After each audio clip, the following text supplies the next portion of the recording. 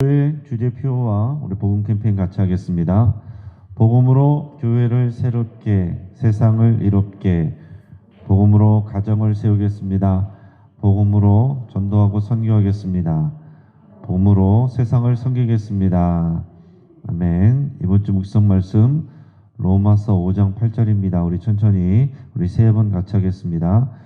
우리가 아직 죄인 됐을 때에 그리스도께서 우리를 위하여 죽으심으로 하나님께서 우리에 대한 자기의 사랑을 확증하셨느니라. 우리가 아직 죄인 되었을 때에 그리스도께서 우리를 위하여 죽으심으로 하나님께서 우리에 대한 자기의 사랑을 확증하셨느니라. 우리가 아직 죄인 되었을 때에 그리스도께서 우리를 위하여 죽으심으로 하나님께서 우리에 대한 자기의 사랑을 확증하셨느니라. 아멘. 자, 하나님께서 오늘 우리에게 주시는 말씀은 사무엘하 18장 1절에서 18절까지의 말씀입니다.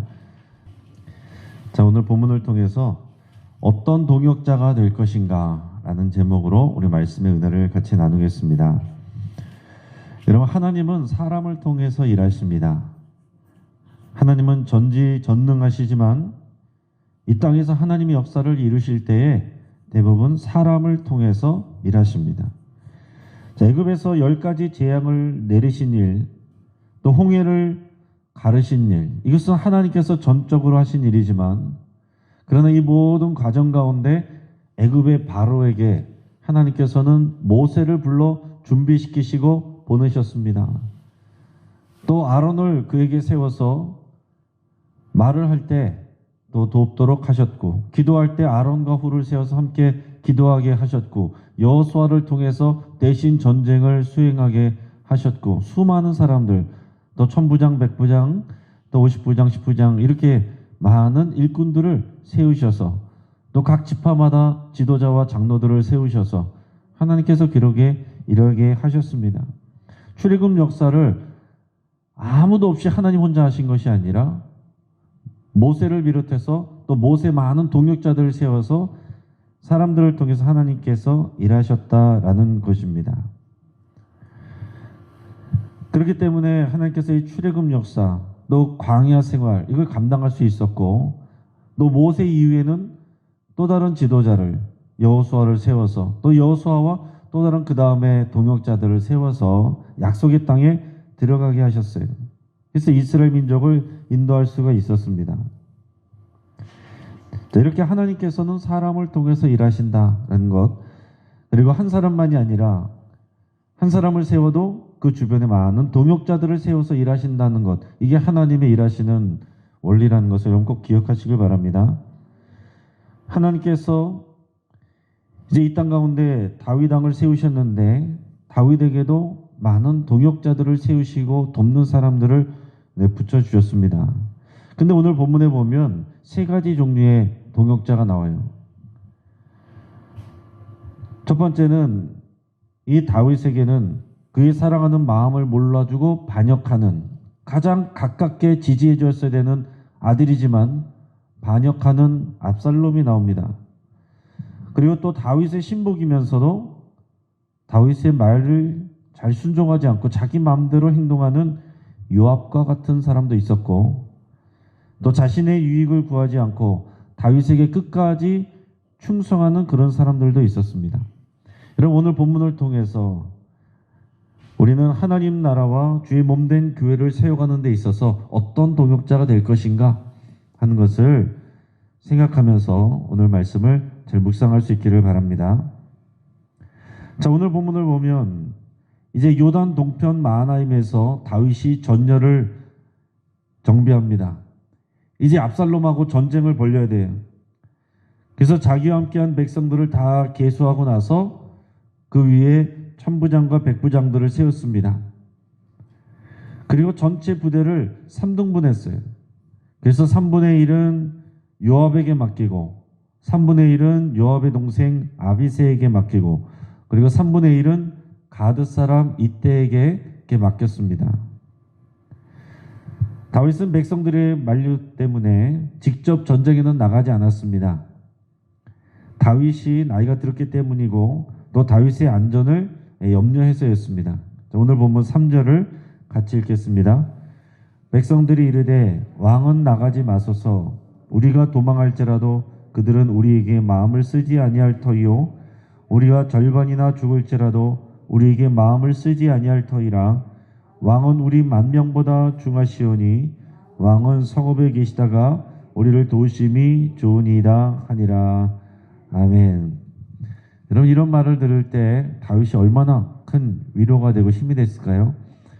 그래서 다윗은 이 백성들이 원하는 대로 하겠다 하고서 이 성읍에 남습니다.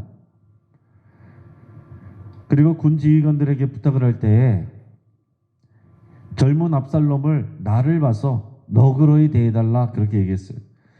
지금 반역자가 압살롬이고 압살롬이 이끄는 압도적으로 많은 수의 이스라엘 군대하고 싸워야 되는데 그 적장이 다윗의 아들이잖아요. 지금 원수고 대적이지만 내 아들이란 말입니다. 그래서 군 지휘관들에게 나를 봐서 이 젊은 압살롬을 너그러이 대해달라 부탁을 합니다. 그것을 거기 있는 백성들이 다 들었어요. 그렇게 이제 전쟁을 시작하게 됩니다.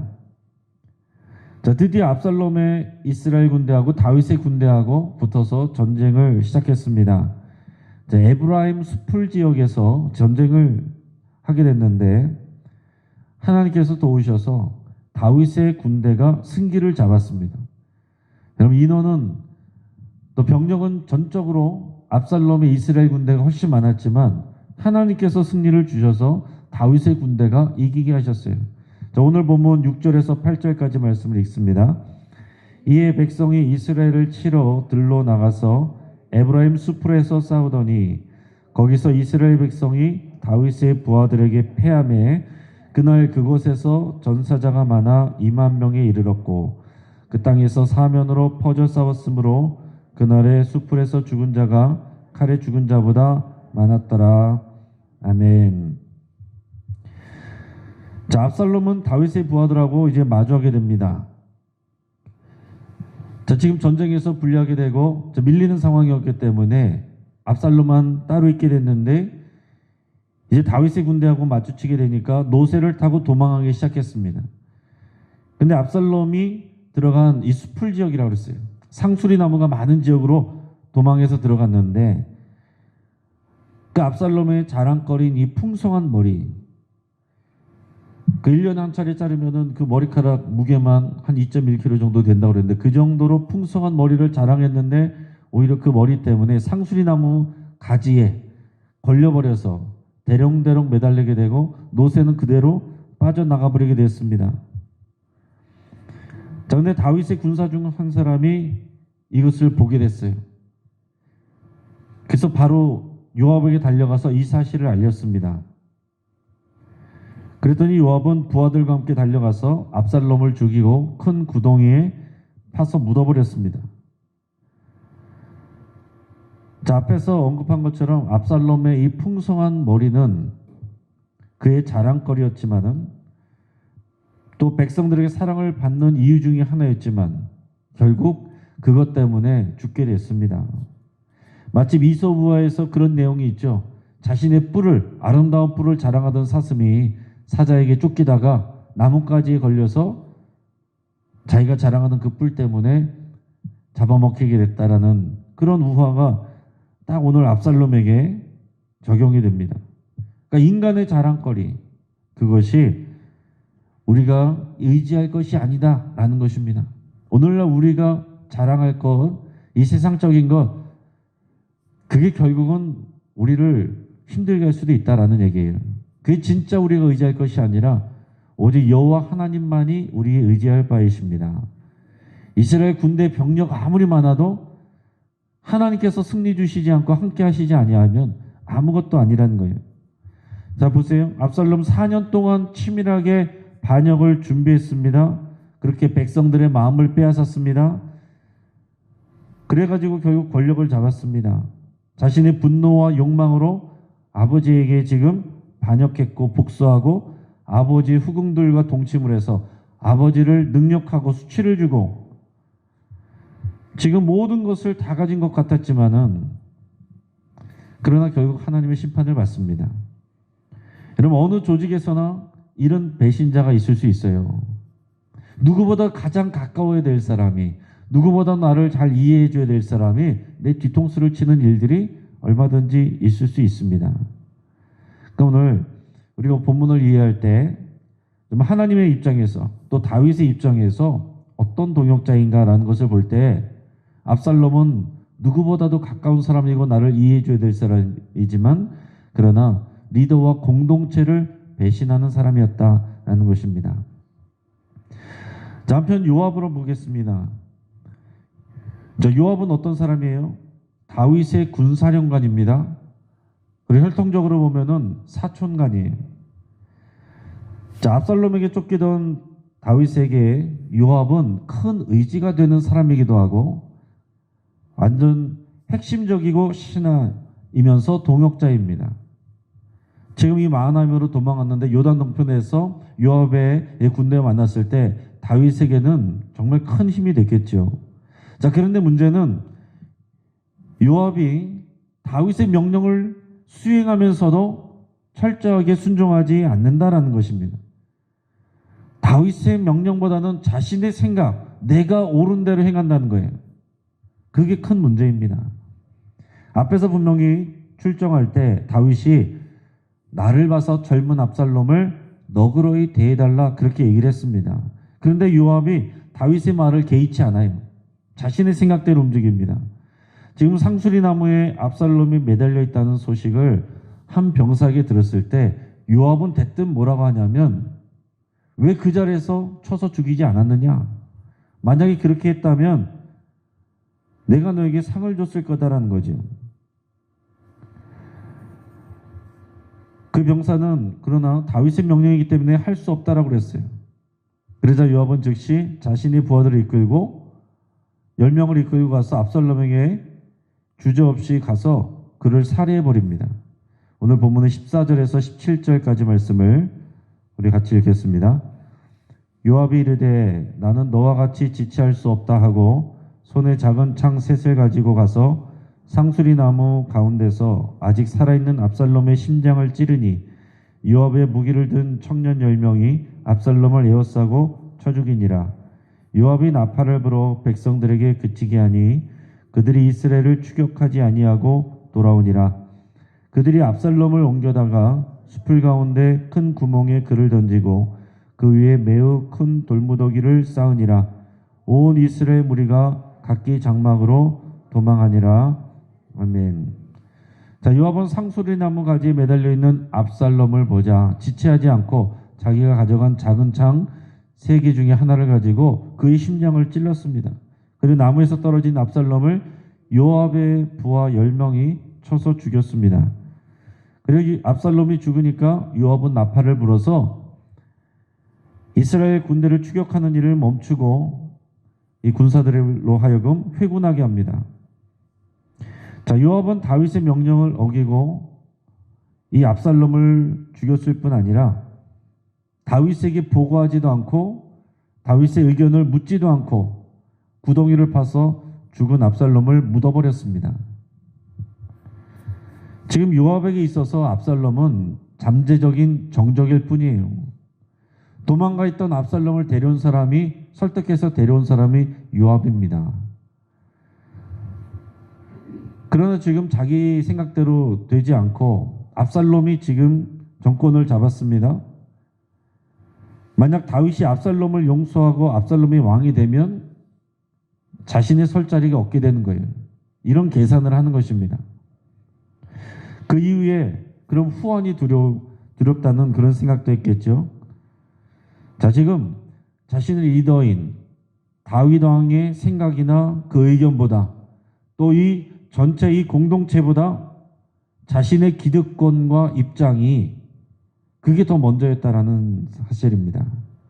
그래서 다윗에게 있어서 요압은 어떤 존재냐? 제가 생각할 때 그야말로 뜨거운 감자입니다. 이거 버릴 수도 없고 품고 있기는 너무 뜨거운 통제가 안 되는 그런 동역자다라는 얘기예요. 자, 어느 공동체 또 어느 조직이든지 이런 사람들이 있습니다.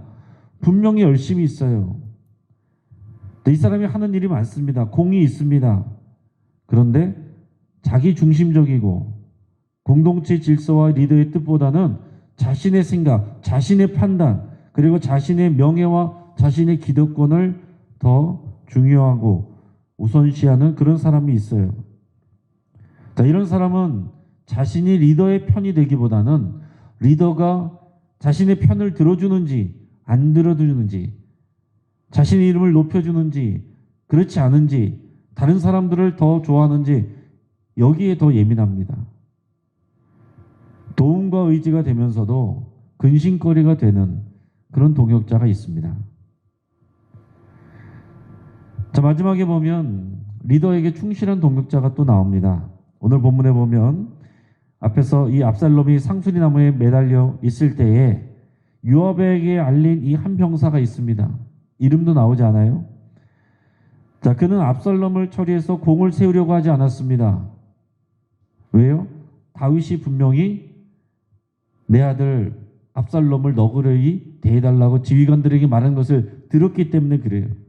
본인에게 직접 한 얘기도 아니지만 내가 분명히 그 다윗 왕이 말한 것을 들었기 때문에 자기 손으로 처리하지 않습니다. 그리고 요압에게 가서, 자신의 상관에게 가서 그것을 얘기했어요. 근데 여기에 대해서 앞에서 요압이 뭐라고 그랬습니까? 왜 그 자리에서 안 죽였느냐? 그랬으면 내가 너에게 상을 줬을 텐데. 이렇게 얘기했지만은 그 앞에서도 당당하게 그 의견을 조목조목 합리적으로 얘기를 합니다. 그 주장은 자신의 생각이 아니라 철저하게 다윗 왕의 뜻에 입각한 것이었습니다. 오늘 본문의 11절에서 13절까지 말씀을 우리가 읽겠습니다.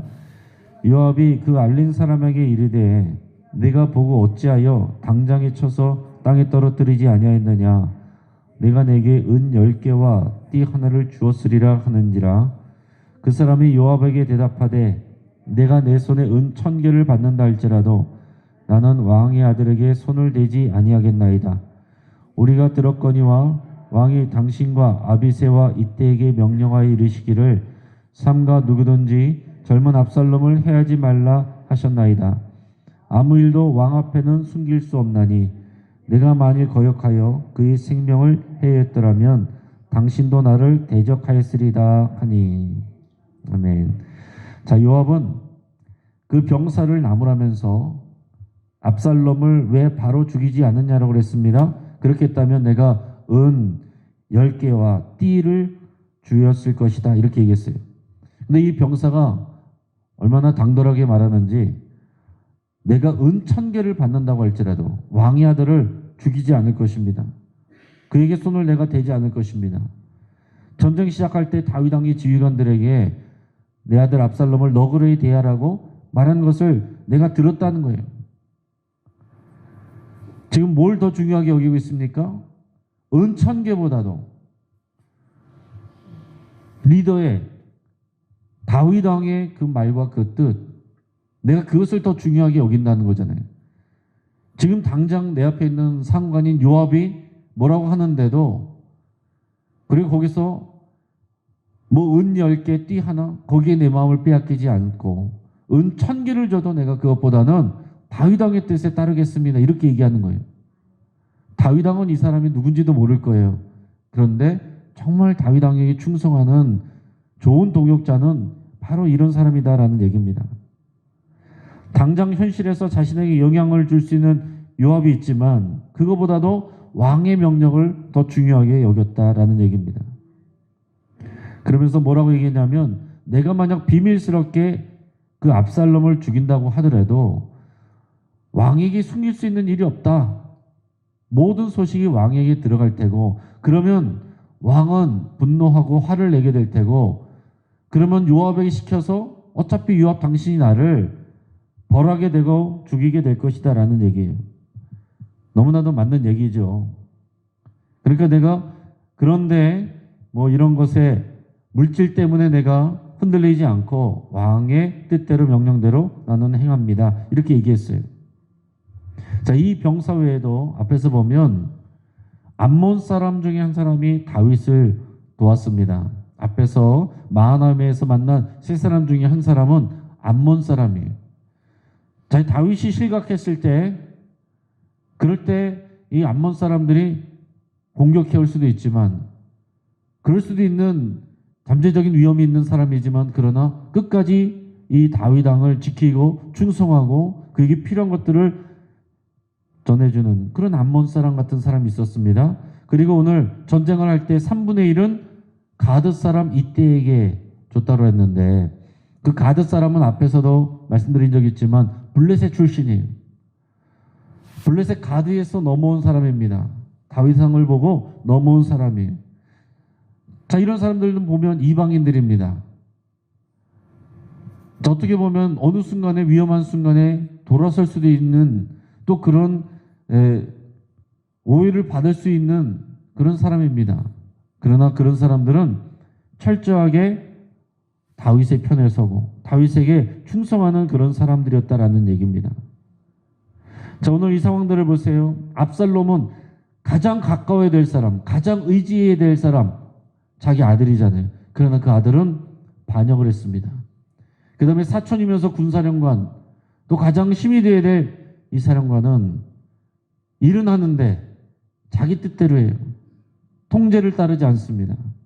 그러나 앞에서 말했던 무명의 병사나, 그러나 이 암몬 사람이나 이 블레셋 출신 이때나, 이런 사람들은 평상시에 보면은 가장 좀 신뢰도가 떨어질 수도 있고 다윗에게서 가깝지 않은 사람일 수도 있지만, 그러나 정작 중요할 때, 위기 때 보면 생각지 않은 이런 사람들이 정말 하나님 앞에, 또 이 다윗 앞에 리더에게 충성하는 진정한 동역자가 된다는 것을 나타나게 됩니다.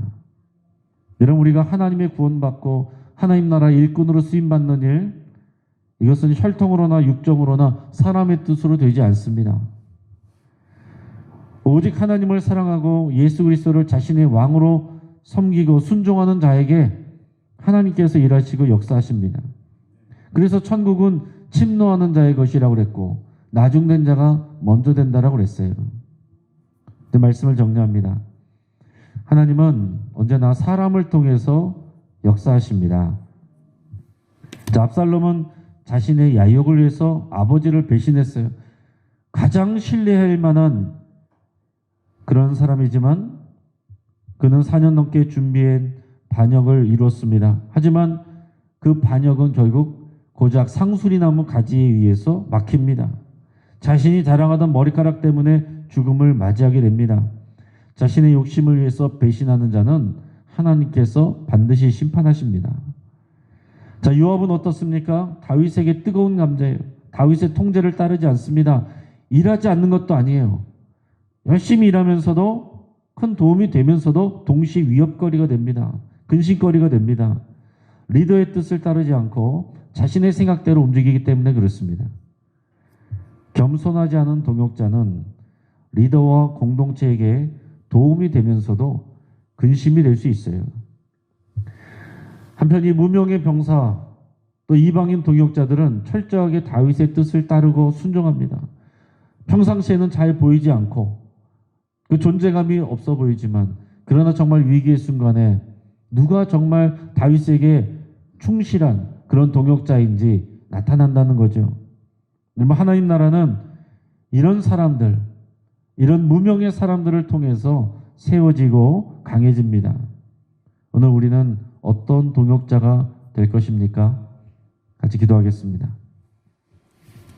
오늘 말씀을 붙잡고 함께 기도할 때 내가 하나님이 쓰시고 합당한, 하나님이 쓰시기 편한 그런 일꾼이 되기를 여러분 결단하며 기도할 수 있길 바랍니다. 내가 하나님의 일꾼이면서 동시에 내가 하나님의 뜻대로 잘 움직이지 않는 그런 일꾼이 되지 마시고, 내가 하나님의 일꾼이 되면 정말 하나님이 쓰시기 편한 그런 일꾼이 되기로 여러분 결단할 수 있길 바랍니다. 또 내가 하나님의 나라와 교회에서 쓰임받고 하나님께 칭찬받는 그런 일꾼이 되기를 여러분 결단할 수 있길 바랍니다. 또 내 안에 탐욕과 교만을 십자가에 못 박기로 여러분 결단하며 기도할 수 있길 바랍니다.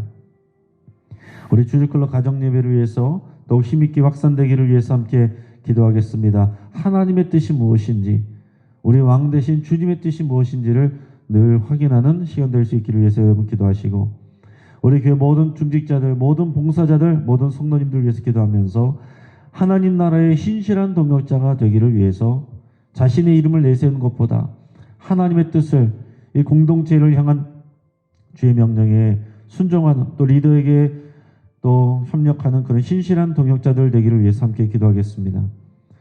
오늘 진행되는 우리 강서노회 5번째 노회입니다. 이 노회를 위해서 여러분 기도해 주시고, 또 건강한 노회가 될 수 있도록 기도해 주시고, 오늘 노회 때 이하름 전도사님 목사 안수를 받습니다. 우리 안산제일교회에서 오늘 진행되고, 교회에서는 오후 2시에 출발하는데 또 많은 분들이 또 참여해 주시고 또 축복해 주시길 바랍니다. 오늘 아침부터 시작되는 우리 강서노회와 그리고 목사 안수식을 위해서 여러분 같이 기도해 주시기 바랍니다. 마지막으로 우리 영신의 모든 성도님들이 또 이 영신 성경 강좌, 또 부흥사경회를 통해서, 또 우리 공예배들을 통해서 성숙한 하나님의 일꾼이 되고 동역자가 되기를, 주의 말씀과 그 뜻을 알아가기를 위해서 함께 기도하겠습니다. 이 시간 주여 한번 부르짖고 합심해서 함께 기도하겠습니다. 주여